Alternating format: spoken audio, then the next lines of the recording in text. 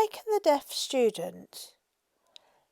This was a book that I found on Kindle Unlimited, so I thought I'd have a look. I can't say I had high hopes.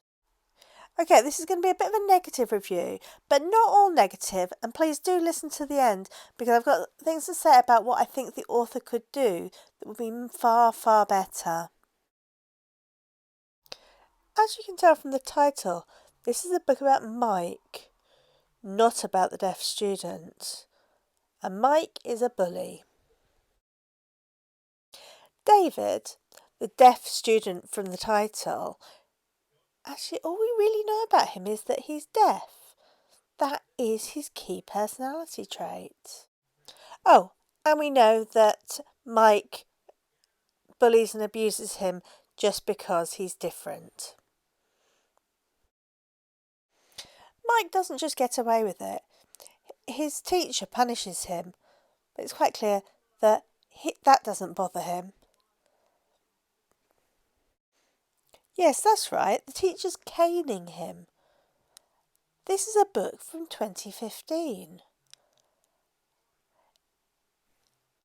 Yes, 2015, not 1815. But Mike does get a punishment, a magical punishment in the form of a set of headphones that arrive mysteriously in the post. And when Mike wakes up, he is deaf.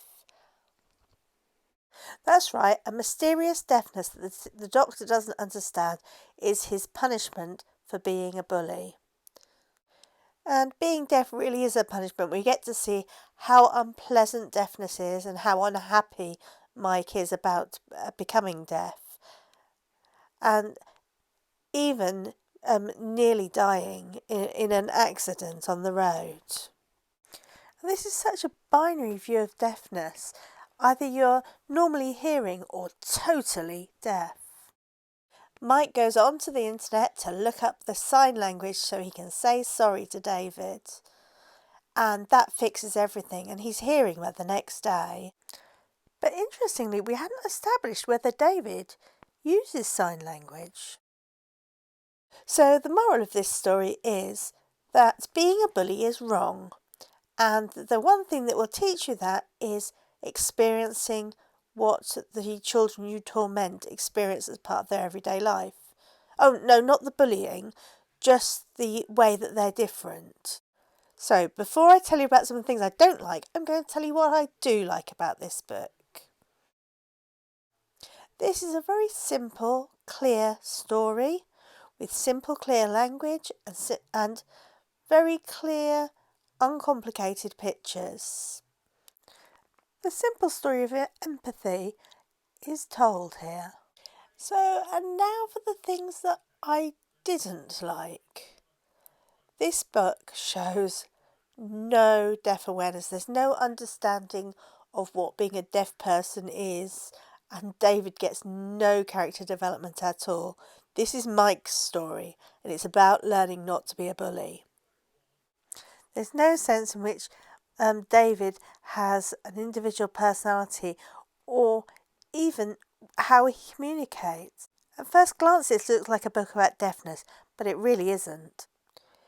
This is a book about Mike learning how unpleasant and horrible being deaf is so that he understands how hard David's life is. It really does look at all the negative aspects of being deaf. There's no sense that these difficulties can be managed and they're just normal challenges in a person's life. Deafness makes Mike so sad that he can't eat his breakfast, and so sad that he can't do any of the things he enjoys, and nearly gets him killed. He doesn't have time to adapt or adjust to his hearing loss.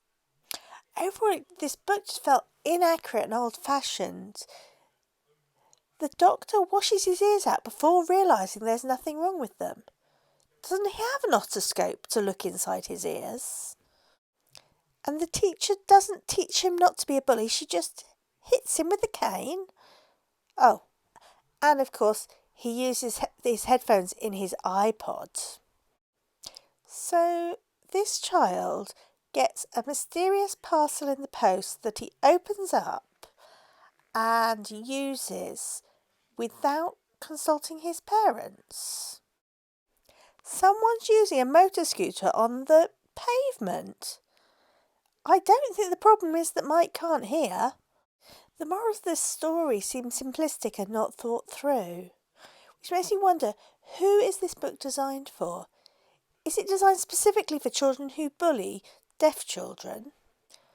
I fundamentally have a problem with the moral that to stop bullying, the answer is to understand how hard the life is of their victims. I found it really interesting to look at who Sharon Stracker Hendricks, the author, is and what her background is like. Many of the books that I've been reviewing are either written by teachers or written by deaf people themselves, but actually Sharon Stracker Hendricks doesn't have any of this. And I think it shows. I think there's a lack of understanding of how and why children become bullies. But reading the biography made me think that Sharon Stracker Hendricks must have many more, far more important stories to tell.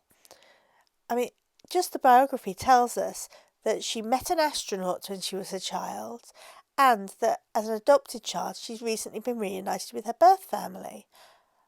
I think those would be much more interesting and personal and accurate stories for her to tell. So if you've enjoyed this slightly rantier than usual review, please tell me what you think.